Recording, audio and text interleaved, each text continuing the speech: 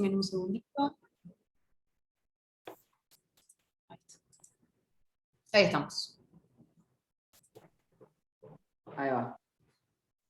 No sé si faltará alguien que se conecte, pero bueno, estábamos en esto de los volúmenes tidal, que ya sabemos que lo que tenemos que ventilar a los pacientes es por lo menos con 6 mililitros kilo de peso corporal predicho, y una plató menor o igual a 30 centímetros de agua. Pero lo que les planteaba recién es, ¿eso termina de ser suficiente? Y la verdad es que no, porque acá tenemos dos escenarios completamente distintos. Supongamos que estamos todos de guardia en Lucid y que ingresan dos pacientes. Ingresa el paciente A e ingresa el paciente B. Y la verdad que por tomografía, las tomografías a priori son completamente diferentes. Dentro de estas tomografías completamente diferentes, la particularidad que tienen estos dos sujetos es que casualmente los dos tienen la misma complacencia, exactamente igual. Los dos tienen 25 mililitros por centímetros de agua. Ahora bien, el patrón tomográfico es completamente distinto de un paciente a otro. El paciente A es un patrón más difuso, ¿sí? Más homogéneamente distribuido. Ahora bien, el paciente B tiene una consolidación bastante marcada, predominio bivasal, y es un patrón más bien focal.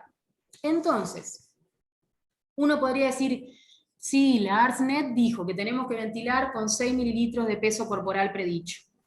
Pero a priori, si uno ve estas tomografías, lo que le suceda al paciente A va a ser muy distinto a lo que le suceda al paciente B. Piensen que dentro de lo que es el tamaño funcional pulmonar del paciente B, tiene solo este pedacito en las partes anteriores, muy chiquitito, lo que queda aireado.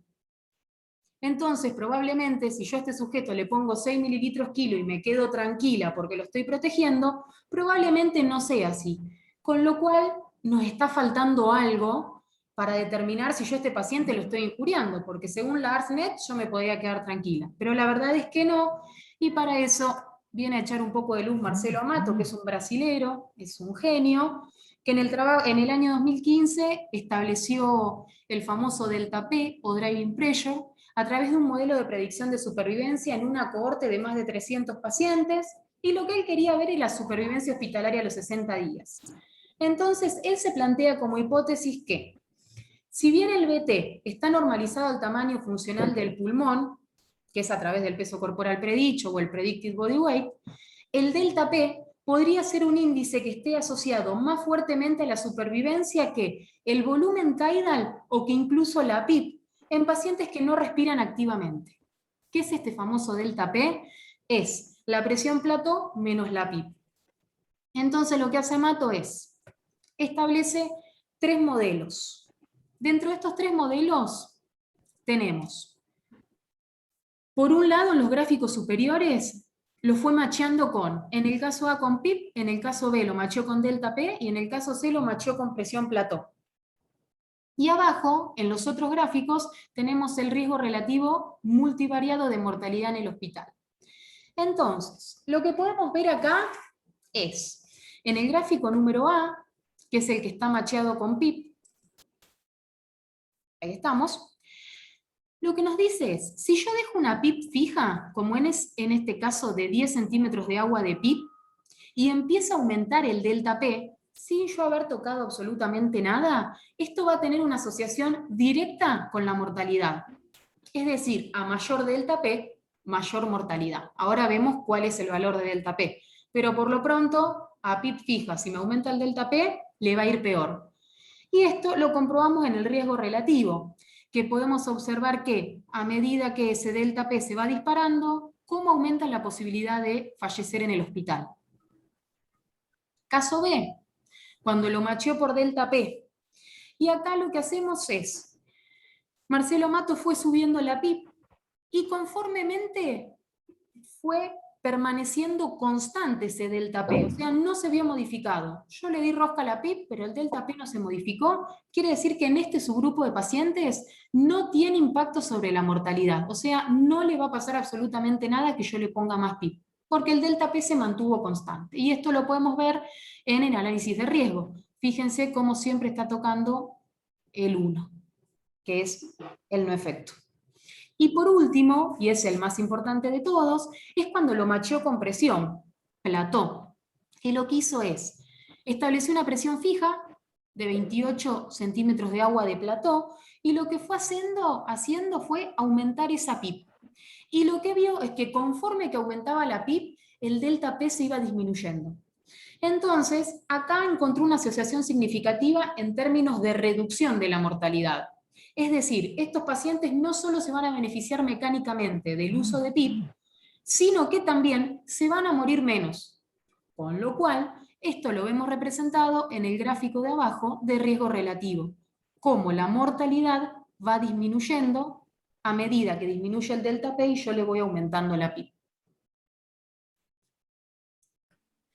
Entonces, lo que hace Amato es, en el eje de la CI va a establecer el riesgo relativo de mortalidad en el hospital, hizo un análisis multivariado, es decir, sacó todas las variables confundidoras que podía haber en el medio, como la edad, el SAPS, el Apache, el pH, la PAFI al ingreso, o sea, lo más prolijito posible, y en el eje de la CI nos quedó el delta de presión. Y lo que él establece es que a partir de 15 centímetros de agua de delta P, los sujetos empiezan a morir de manera exponencial. ¿Sí? A partir de 1 de riesgo relativo, la mortalidad sube. Y a partir de valores menores a 15, la mortalidad empieza a descender. Con lo cual, es otro valor que nos va a ayudar a la hora de establecer la ventilación mecánica. Entonces, si uno quiere programar el volumen tidal, por un lado, tendría que tener en cuenta el peso corporal predicho, entre 6 y 8 mililitros kilo, salvo en excepciones como los pacientes distresados que se suelen utilizar volúmenes mucho menores, entre 4 y 8 mililitros kilo, generalmente no se ventilan a 8 los distres, podemos quedarnos entre 4 y 6, pero las guías dicen entre 4 y 8. Y la fórmula que se utiliza es la del peso corporal predicho, es la altura del sujeto en centímetros menos 152,4 por 0,91 y dependiendo del sexo de la persona, vamos a sumar 45 o 50. En los casos de las mujeres se va a sumar 45 y en los casos de los hombres se va a sumar 50. Y acá podemos destacar la importancia de dos factores más. Por un lado, de la altura y por otro lado del sexo. Son los que van a impactar directamente en el tamaño pulmonar. ¿Sí? Y por otro lado, la variable que nos faltaba, que era el delta P. Este delta P yo se los conté simplificado, y presión meseta menos PIB. Pero la fórmula original es compliance sobre BT. Y si volvemos unas filminas para atrás, compliance era volumen tidal sobre delta de presión. Matemáticamente puedo simplificar los volúmenes y que solo me queden las presiones. Eso es el delta P, y me habla del tamaño funcional pulmonar. Pensando en la tomografía B, probablemente ese sujeto necesite volúmenes muy pequeñitos porque el tamaño funcional pulmonar es muy chiquitito. El tamaño pulmonar anatómico es el que tuvo siempre, pero el funcional es pequeño. Así que bien, dicho todo esto, ahora nos metemos en la otra parte de la ecuación del sistema respiratorio, en la parte resistiva. ¿Sí? Esta parte resistiva va a estar multiplicada por el flujo. Y siempre que hablamos de resistencia tenemos que recordar que el 90% de la resistencia va a estar dado por las vías aéreas superiores. Ahora bien, en los pacientes que estén en ventilación mecánica invasiva van a tener un tubo o una traqueostomía, que esto les va a producir un aumento de la resistencia indudablemente. Esto va a depender de el diámetro del tubo o de la cánula, del flujo que tenga y de si es turbulento, si es laminar o si es transicional. En cuanto a la resistencia, siempre que se hable de resistencia tenemos que recordar que tanto un tubo como una cánula es un cilindro, que es la tráquea, dentro de otro cilindro que es o el tubo orotraqueal o la cánula de traqueostomía, por lo cual siempre va a aumentar la resistencia. Y si hablamos de resistencia, hablamos de ley de Poiseuille. Esta ley de Poiseuille que lo que nos dice es que la resistencia es 8 por una n, que es en términos de viscosidad, por L, que es la longitud. ¿Qué me importa saber de acá? Que a medida que aumente la longitud, va a aumentar la resistencia. ¿Y qué tiene que ver esto con la ventilación mecánica? Pensémoslo en un tubo o en una cánula de traqueostomía. Si yo sé que el tubo tiene más longitud que una cánula, el tubo probablemente no, tiene más resistencia que una cánula de traqueostomía. Pero eso no es todo. Generalmente la longitud tengo que reconocer que es despreciable. Lo que sí nos importa es el radio, porque el radio va a estar elevado a la cuarta o a la quinta potencia, con lo cual es una bestialidad. Piensen que si hay una disminución del radio, y si es a la cuarta con flujo laminar, va a aumentar la resistencia 16 veces. Y ahora si es un flujo turbulento, es a la quinta, con lo cual la resistencia se va a ver aún más afectada. ¿Y qué es importante de la resistencia? Destacar que tiene una íntima relación con el ciclo respiratorio y con el volumen pulmonar. ¿Qué tiene que ver el ciclo respiratorio? A medida que nosotros inspiramos, vamos a generar, por tracción radial, se van a abrir todas las vías aéreas, no solo las de conducción, sino también todo lo que es alveolar. ¿Sí? Entonces, en inspiración las resistencias van a ser menores, contrario a lo que va a suceder en expiración. Y en cuanto a los volúmenes pulmonares, tanto en los extremos de los volúmenes, como volúmenes muy bajitos, como a volumen residual, y volúmenes muy elevados, como a capacidad pulmonar total, en los dos extremos voy a tener muchísima resistencia. Y si yo pienso en los extremos, pienso en la curva de presión-volumen que vimos hoy. Ni colapsado, ni sobredistendido. Me gustaría estar en el centro de la curva. Entonces, no podemos dejar de mencionar lo que el otro día nos contaba Noé, lo de la resistencia que generan los tubos orotraqueales. Tenemos en el eje de las Y el trabajo en joules por minuto y en el eje de las X el volumen minuto. Qué bien, lo que podemos describir inicialmente es que a tubos más pequeños voy a tener mayor trabajo, es decir, mayor resistencia. Con el cuadrado es un tubo 6, con el círculo es un tubo 7, triángulo un tubo 8, la estrellita 9 y el rombo 10. Ahora bien, todo este aumento de la resistencia se va a ver a partir de un volumen minuto de 15 litros por minuto. Ahí sí va a aumentar drásticamente. Ahora, si el paciente está por debajo de esos litros minuto, no va a tener tanto impacto, pero lo va a tener. Entonces, ¿a todos le tenemos que poner un tubo 10? Y no, la verdad que no, porque probablemente terminemos dañando la mucosa traqueal, la laceremos, se genere isquemia, y tampoco el tubo más chiquito, no solo por cuestiones de resistencia, sino también porque no va a haber un adecuado sellado del balón de neumotaponamiento y va a empezar a filtrar todo. Con lo cual, siempre lo ideal es tratar de buscar el tubo ideal para cada persona. Ni muy, ni tan. Ni muy chiquito, ni muy grande. Ahora, lo que mencionaba Noel el otro día, si viene de la guardia con un tubo 6, y sí, cambiémoselo porque la debe estar pasando muy mal.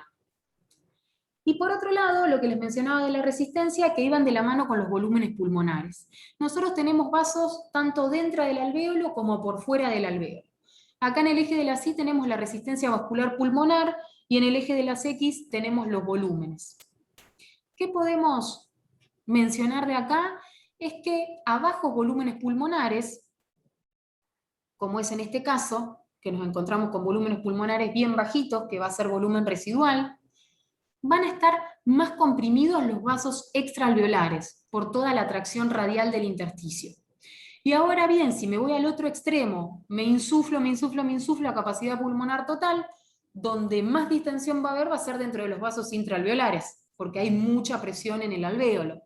En ese momento van a ser los vasos que más se colapsen y donde más resistencia voy a tener.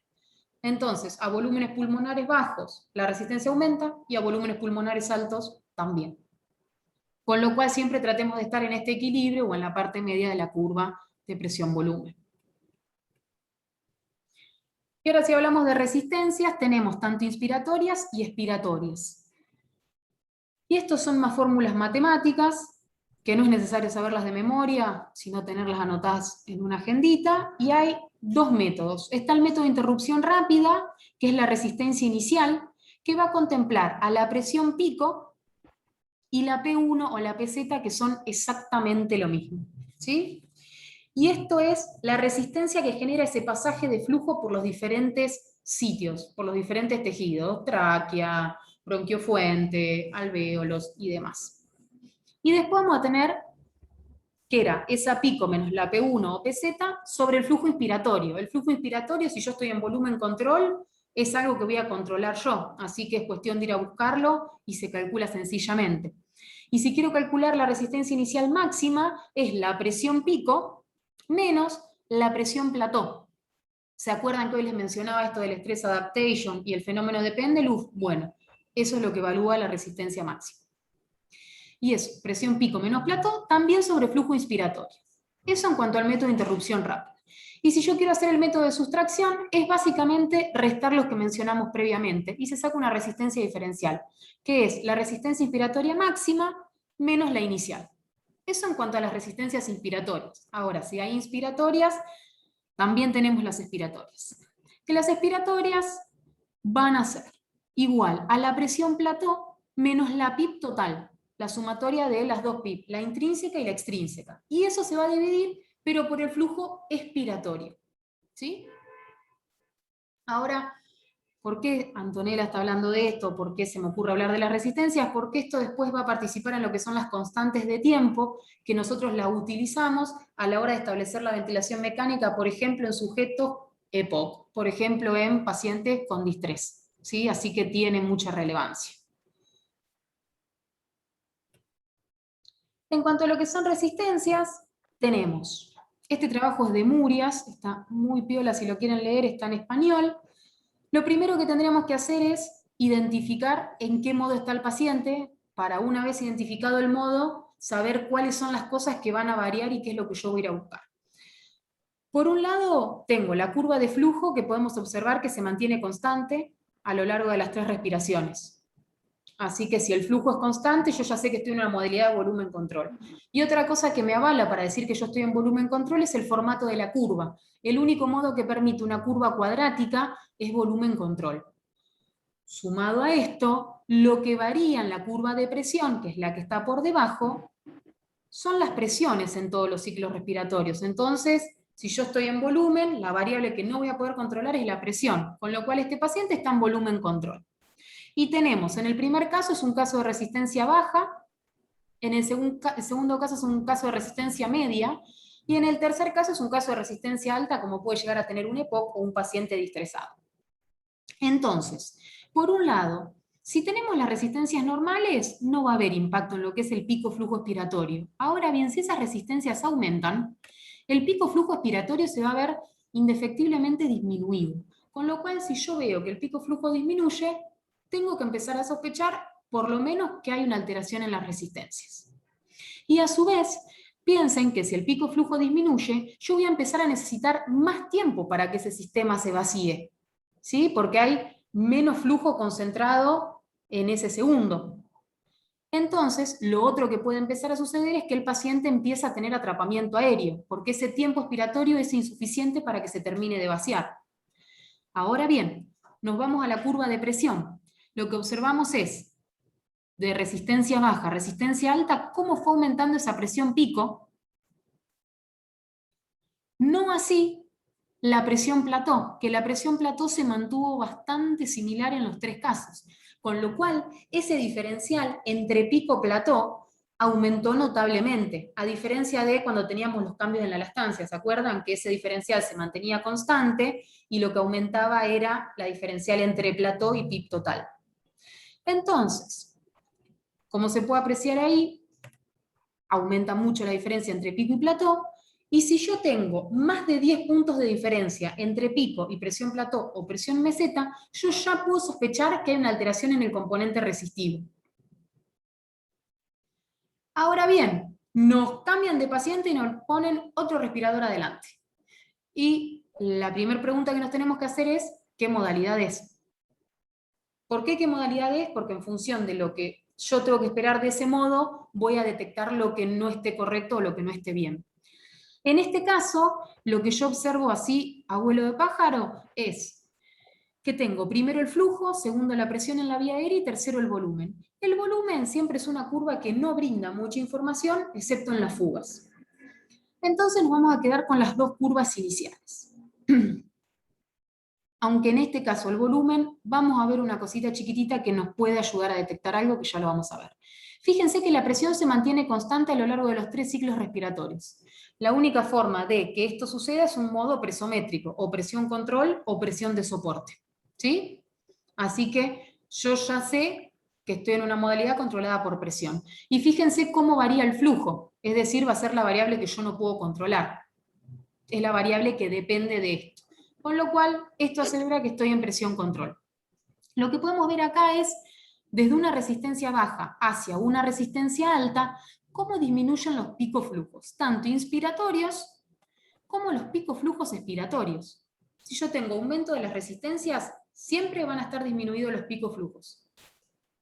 Y, a su vez, fíjense que en la curva de presión, la parte punteada roja es la presión alveolar, ¿sí? Como debería verse esquemáticamente. Y fíjense que en el último caso, donde la resistencia es tan alta, y donde probablemente, al haberse achicado el pico flujo expiratorio, mi tiempo expiratorio sea insuficiente para llegar a cero y que ese pulmón se termine de vaciar completamente, probablemente este paciente empiece a desarrollar autopip o presión positiva al final de la expiración. ¿Por qué es tan importante eso?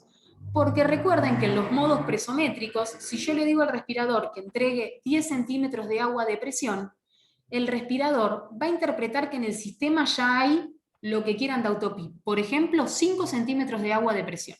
Si yo ya tengo 5 centímetros de agua dentro del pulmón, el respirador no va a aplicar 10, porque se estaría pasando de los valores que yo le dije que eran 10, estaríamos en 15. Entonces el respirador va a aplicar 5 centímetros de agua de presión para sumarse a los 5 del autopip.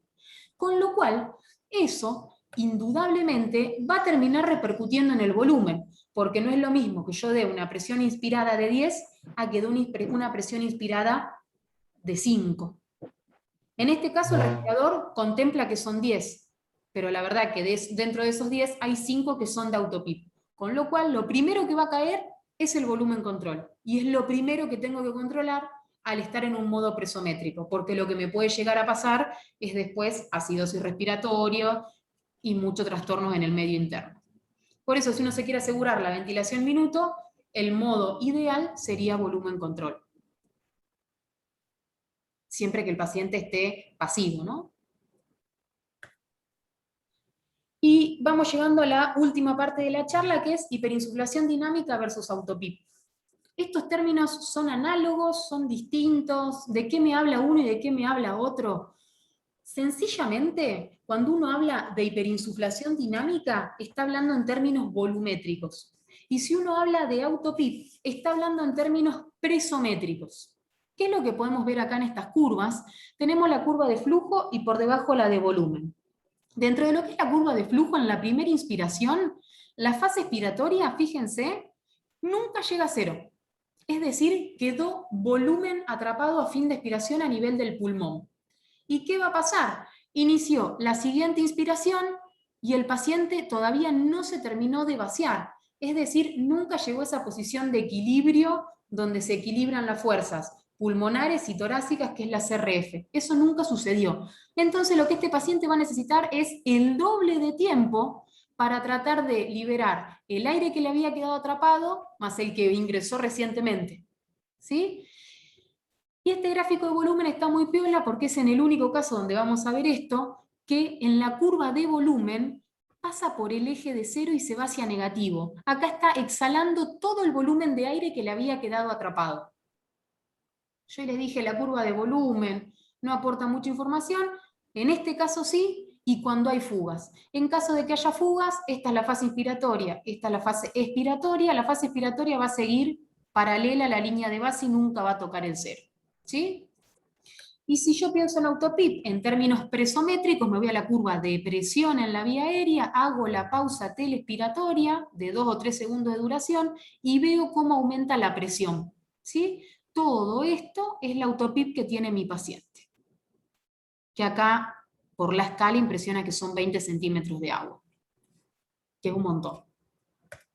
Entonces, hiperinsuflación dinámica, dijimos que el flujo expiratorio no llega a cero. ¿Cómo me doy cuenta? Con la simple inspección visual de la curva de flujo. Necesita más tiempo expiratorio para llegar a cero.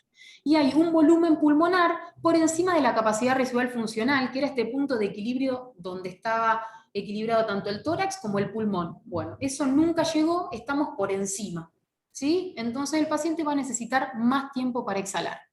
Y este gráfico está súper piola en términos de que es muy gráfico, porque miren, tenemos en el eje de las Y, los volúmenes pulmonares, y en las X, el tiempo.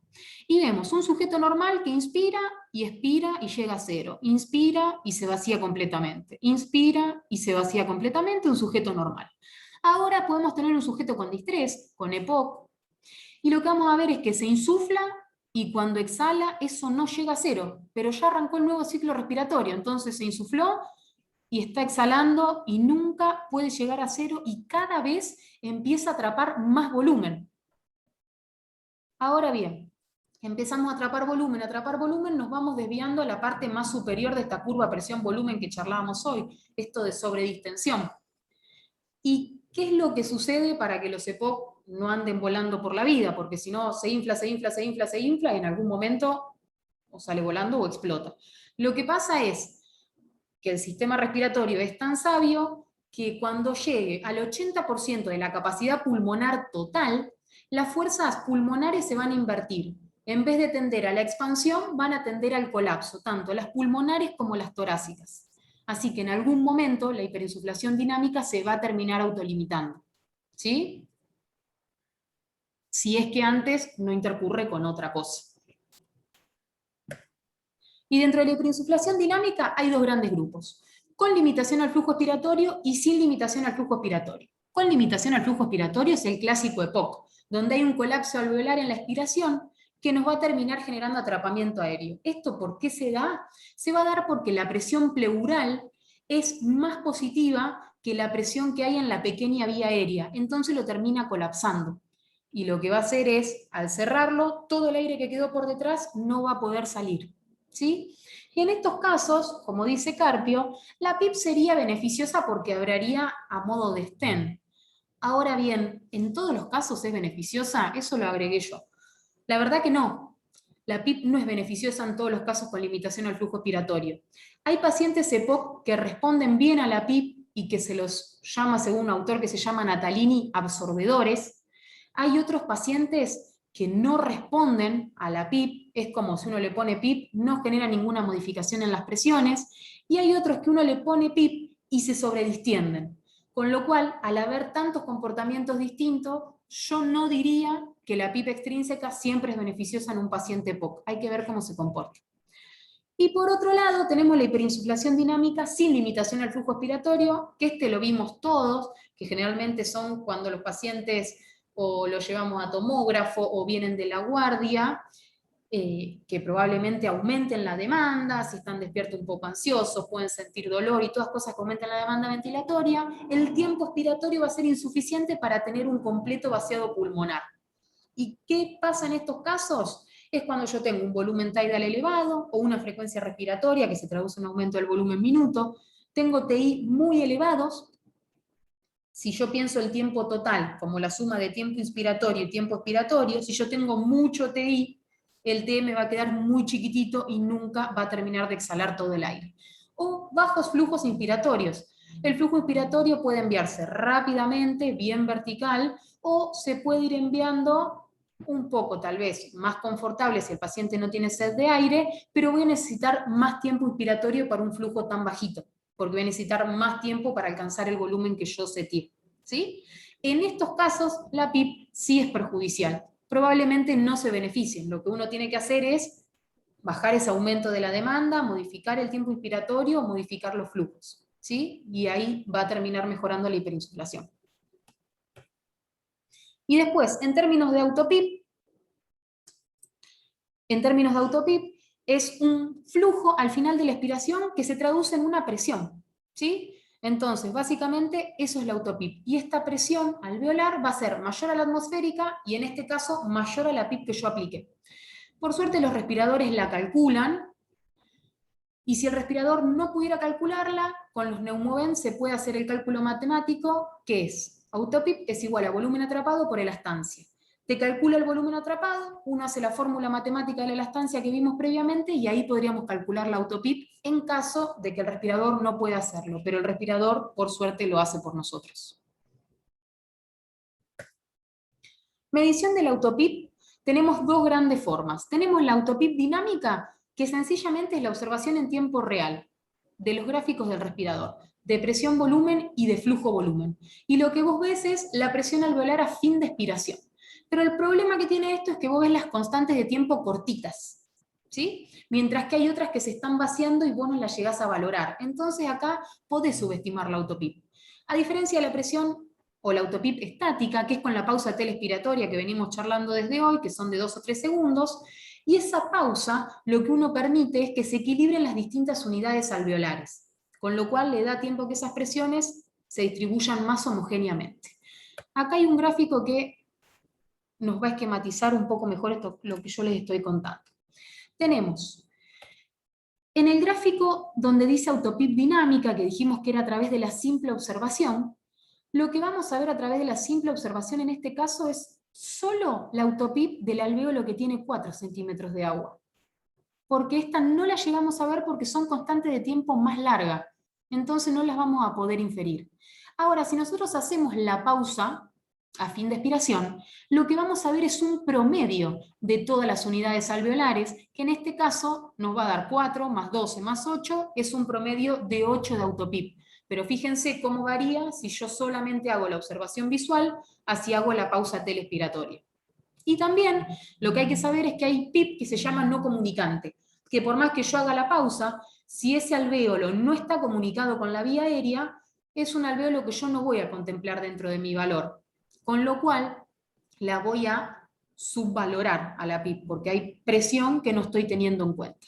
Y acá se puede observar un poco mejor, en un gráfico del ventilador. Tenemos flujo en la curva superior y presión traqueal en las inferiores. Vemos cómo el flujo no llega a cero, como lo veníamos marcando previamente, y en lo que es la presión también vemos que no llega a cero, pero es un poco de ojímetro. Podemos decir que son 4, tal vez para otros es 5, para otros 3. Entonces, para evitar estas diferencias, lo que uno debería hacer es la oclusión a fin de expiración y tener la autopip estática, y ahí sabemos que estamos más cercanos al valor real, aunque recuerden que hay PIP no comunicante. Y otra forma de medición de autopip es en aquellos pulmones que son sumamente heterogéneos y que tienen constantes de tiempo muy distintas, es medir a través de un diferencial de presión plató.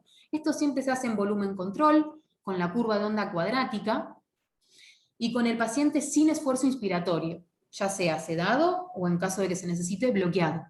Entonces lo que yo obtengo es la presión meseta o la pausa inspiratoria, supongamos que nos da 30 centímetros de agua, y lo que voy a hacer es bajar la frecuencia respiratoria a lo mínimo que me permite ese respirador y alargarle el TI, para darle tiempo que ese pulmón se vacíe. Es tan heterogéneo, entonces yo le doy tiempo. Y en la próxima respiración lo que hago es tomar otra presión meseta. Y supongamos que ahí me dio 25, entonces hacemos el diferencial de 30 menos 25, tiene un autopip de 5. Después hay otros métodos para medir esto. Hay algunos que mencionan hacer una pausa inspiratoria de duración de 20 segundos y a la próxima respiración volver a medir. Y hay otros autores que incluso recomiendan la desconexión del respirador. La verdad que en este contexto de COVID, aerosolización, voy a desreclutar al paciente, no sé si tiene mucho sentido. Tal vez la mejor opción sea bajar la respiratoria, alargarle el TI y hacer el diferencial de plató. ¿Y ahora por qué es tan importante el autopip o por qué estoy insistiendo tanto? Porque el autopip va a tener muchísimas consecuencias negativas, entre ellas asincronías paciente-ventilador. Dentro de las asincronías más frecuentes que se van a dar en sujetos con autopip son los disparos inefectivos. ¿Qué es el disparo inefectivo? El paciente va a tratar de hacer un esfuerzo, pero no va a llegar a generar una ganancia de flujo. Entonces, al tener este disparo inefectivo, lo que va a tener que hacer el paciente es, por un lado, contrabalancear esa autopip, hacer un esfuerzo tal que supere la magnitud del autopip, pongámoslos en números 10, su diafragma, si está en fase de destete o de soporte parcial, va a tener que hacer 10 centímetros de agua de presión, más la presión que yo le seté en el trigger. Si yo le puse un disparo de 1 centímetro de agua, va a tener que hacer 11 para recién ahí disparar la inspiración siguiente. En caso de que eso no se logre, va a ser un disparo inefectivo porque no va a poder disparar el respirador. Con lo cual, no es un dato menor porque sabemos que las asincronías generan mayor mortalidad. Más días de ventilación mecánica, más estadías en la UCI, y no solo eso, vamos a terminar lesionando el diafragma, ¿sí? Por otro lado, dijimos que autopip es una carga elástica umbral. Esta carga es como ir caminando por el llano o subir una pendiente. Bueno, tener autopip es como ir en la pendiente. Esto me va a aumentar el trabajo ventilatorio, ¿sí? También vamos a tener todo lo que es alteración hemodinámica. No se olviden que el autopip es una presión dentro del tórax, con lo cual me va a aumentar la presión intratorácica, y esto va a repercutir en todo lo hemodinámico. Por un lado, voy a perder el diferencial de presión, como toda presión positiva, y va a disminuir el retorno venoso, pero acá yo encima le estoy agregando autopip, más presión positiva dentro del tórax, con lo cual la precarga del ventrículo derecho y el ventrículo izquierdo se va a ver disminuido. Y si pienso en términos del VI, la poscarga también va a estar disminuida con el consecuente menor gasto cardíaco. Así que todos estos despioles me puede generar la autopip, por eso la importancia de medirla. Vamos a tener mayor predisposición al barotrauma, ¿sí? Porque hay más presiones dentro del tórax y dentro del pulmón, más sensación de disnea. Piense que el paciente quiere respirar, pero está en la pendiente inclinada y está complicado. A su vez quiere disparar y no puede disparar, más ansiedad, más agitación, la verdad que debe ser horrible. Va a interferir con la ventilación, recuerden esto que charlábamos del autopip en los modos presométricos.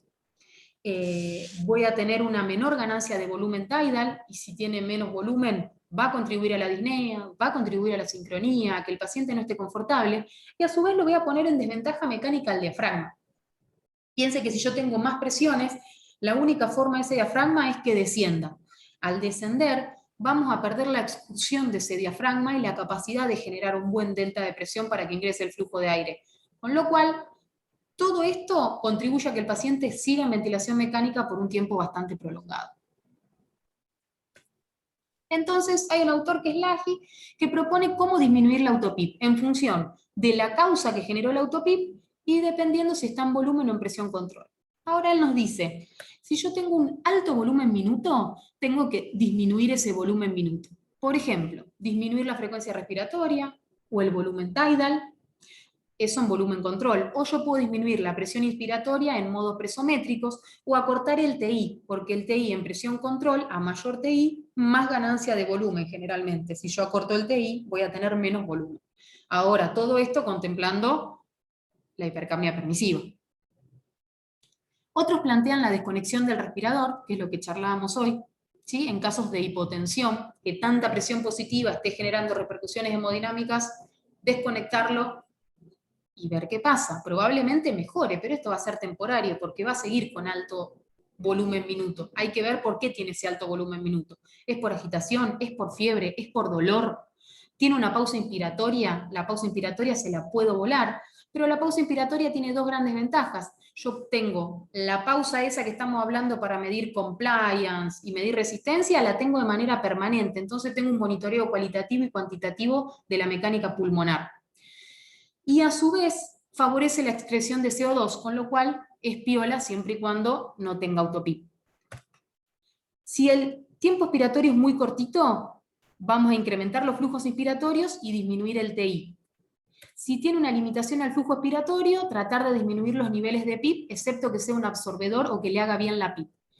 Si tiene las constantes de tiempo muy incrementadas, podemos aplicar terapia broncodilatadora. Si tiene actividad de los músculos inspiratorios, podemos ver de aplicar terapia broncodilatadora y ver si disminuye ese esfuerzo. Si tiene elevados volúmenes tidal, disminuir los volúmenes o las presiones dependiendo del modo en el que esté.